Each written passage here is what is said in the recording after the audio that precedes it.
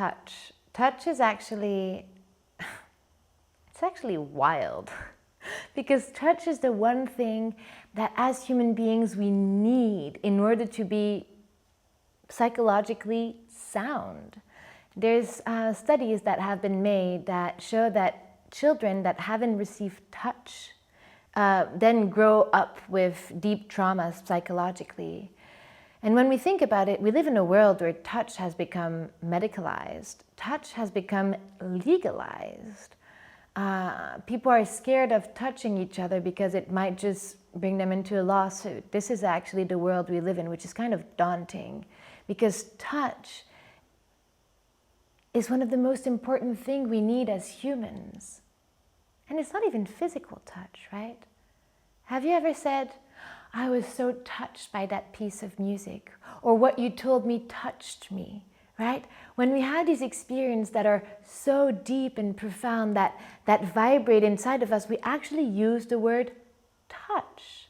I was touched by that symphony, or that piece of painting touched me. So what happens when that quality that gives us access to the depth of who we are becomes legalized? It makes us scared of it. And so how can we drop that fear of touch? And how can, well, this is a whole question of consent, right? We'll move that in another series of teaching, because you can't just go on touching whoever you want. But when you become aware of the potency of touch, you can give yourself an awareness. Am I giving the touch? Am I receiving the touch? Am I taking with this touch? Or am I allowing the touch, right? And when you bring awareness to the power of the touch on your body, or the power of your presence touching the space, or the power of how things touch you, a certain awareness opens up in that field of sexuality. How do I want to be touched? So this is a question for you. As you develop that relationship to an awareness of your sexuality, how do you want to be touched? Has anybody asked you that? I can tell you nobody asked me that question until I started exploring these realms. And a fascinating thing is that this has started really young. When we were young, we were just carried from one arm to the next, and perhaps we didn't want to be carried in that way, but we didn't have the voice to say, no, I don't want to. We might have cried, and then we were just passed on into the arm of somebody else.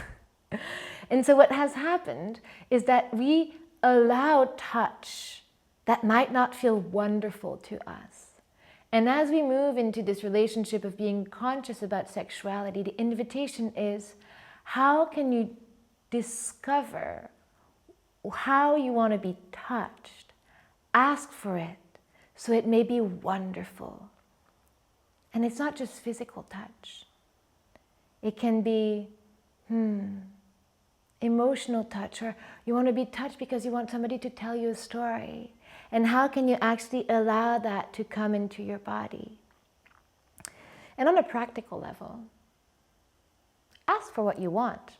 But for that, you need to know what you want. So this is the invitation. Over the next couple of days or weeks, ask yourself, how do I want to be touched?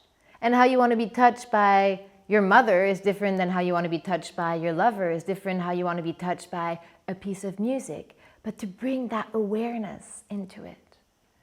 And then as we talk about sexuality, bring awareness to points of contacts.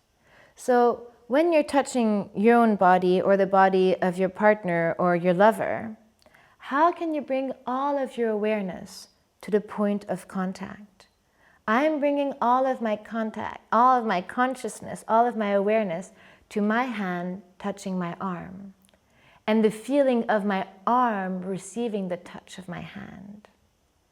And as you explore that, you move into a realm of infinite possibilities of what feels wonderful to you and how do you want to be touched. Because if you ask for it, it might just happen exactly that way.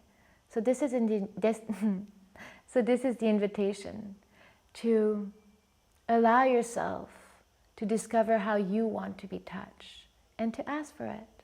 And may it be wonderful.